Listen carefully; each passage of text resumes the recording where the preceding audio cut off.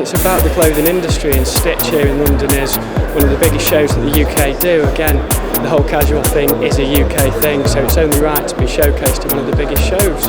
And with the turnout as it is, then it's clearly interesting for a lot of people. I think for all the brands, whether they're involved in the documentary or not, I think it puts the British fashion market on the map again, and obviously proves the point that through various generations, through various looks, we've been very important to world fashion. I think it's a very good production. I think it's very accurate. It's got the right people involved, I think it's good and it's enjoyable, and it's documenting a period in time which needs to be documented.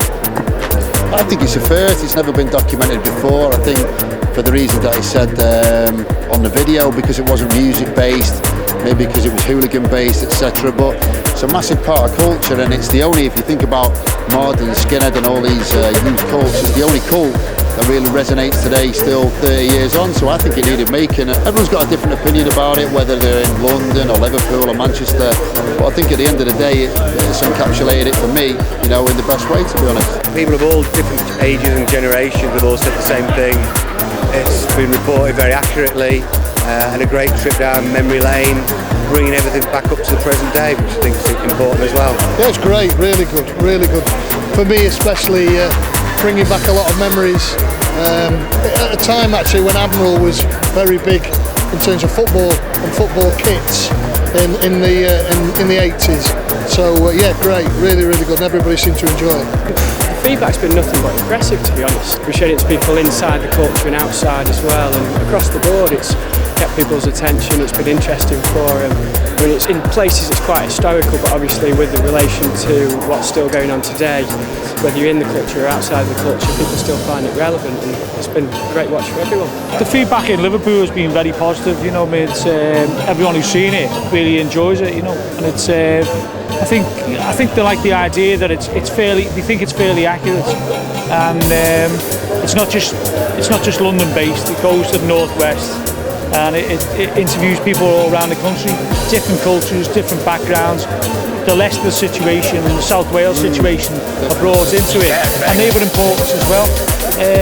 So I think it is, as an overview, I think it's excellent. I would agree with that, to be honest, because people are real train spotters that are casuals, and people are really obsessed with accuracy. And I think you really could have, my view of it in Manchester, maybe Leeds and Liverpool are different, and you've got to get that spread really. And I think by just having a short period of it, really maybe from the early 80s to the late 80s, has been the right thing to do. I've sent it to a couple of friends, they really liked it as well. Everybody thinks it's kind of authoritative. And it's authoritative because it's done by the people who were there and who knew it, and that kind of thing. So it's not outsiders trying to do it, it's actually people from the inside.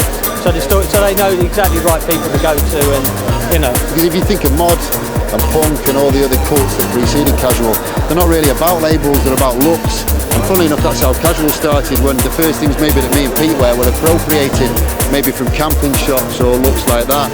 But the label thing that really hit down, that everybody remembers casual for, Fila and Zucchini and Alessi, is the thing that exploded with it and then resonates today, doesn't it? That you see brands that, today it's still cool to wear a Lacoste polo shirt or a Ralph Lauren polo shirt, which it was maybe 25 years ago. So the labels have permeated that, and that's what still resonates today for me, for sure.